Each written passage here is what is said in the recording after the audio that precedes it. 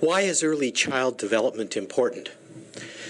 The overarching answer is because it is a determining influence on subsequent life chances and health. But why is that? The principal reason is to be found in the fact that in the early years of life, there are a wide range of very key milestones or sensitive periods in brain and biological development. By the time kids reach school age, a huge amount has taken place in terms of their opportunities to develop basic competencies that will code for success in later years. For instance, their visual systems are connecting to the deep structures in the brain that are associated with emotional control. That means that children who have a consistent set of human faces that they see early on in life, going through a wide range of emotions, develop the neurobiological ability to decode emotion and to develop a sense of belonging.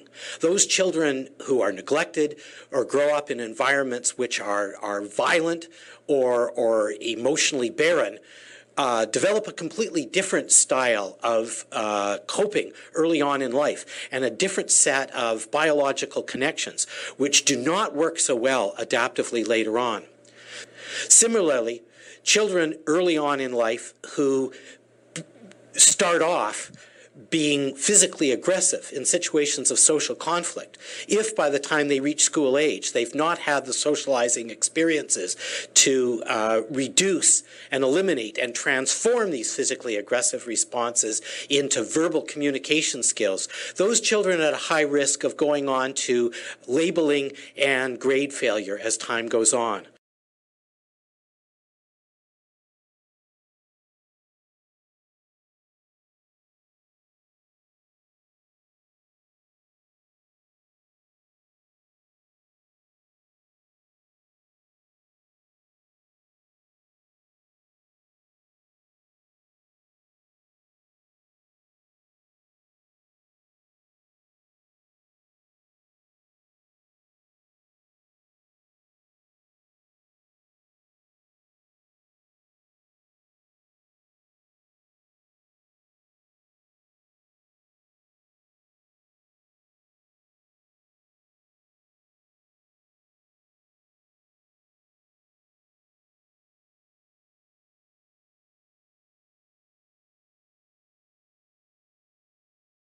Early childhood development is so influencing on subsequent life chances. It is based on the fact that in the childhood age, wide range of key sensitive periods help in development of basic competencies, visual systems that are connected to the deep structure of the brains, control over the emotion and the sense of belongingness. On the other hand, if a child is neglected, poorly brought up, or if a child has faced violence, social aggressiveness, or social conflicts, that child is more prone to face troubles in the life regarding failure or less experience of verbal communication.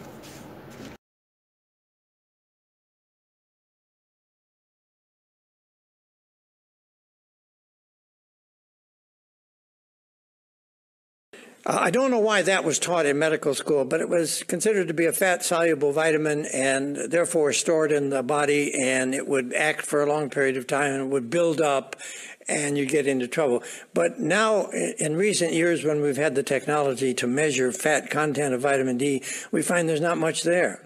And the reason there's not much there is there's not much coming into the diet, or we are avoiding sun. So we have less vitamin D, and therefore our fat tissue does too. It's not stored up there in high concentrations. You don't begin to store vitamin D in fat until you begin to build it up in the serum, and that doesn't occur until you already have relatively high 25-hydroxy-D values. Now, it's at this point you begin to accumulate fat. And if you were out here, you'd probably have a very healthy fat concentration of D, but not very many people are out there. These are studies that were done under controlled circumstances where we could control how much was coming in and what the concentrations were under the circumstances. But the one thing students seem to recall is that fat-soluble vitamins can produce intoxication, therefore you have to be careful.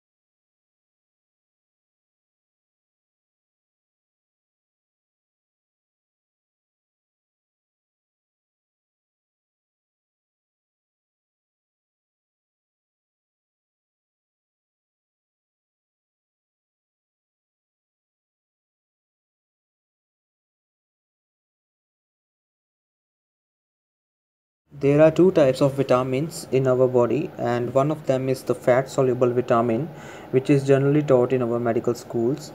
These get stored in our body, builds up, and finally becomes a trouble for us. However, nowadays, due to the recent technological advancements, it has been seen that the fat content of the vitamin D is not much there in our body. It might be because of the reason that we are not consuming diet properly or avoiding the sunlight. So that's why it is not available in a high concentration in our body. And all these researches were done in under controlled circumstances. However, we should be very careful in consuming vitamin D because of its intoxicating property.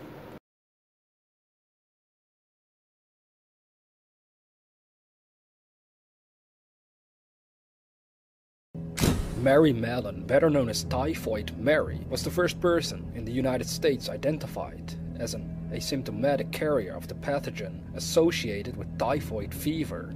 She was presumed to have infected 51 people, 3 of whom died over the course of her career as a cook.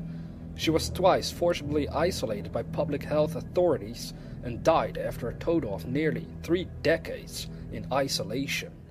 From 1900 to 1907, Mallon worked as a cook in the New York City area for 7 families.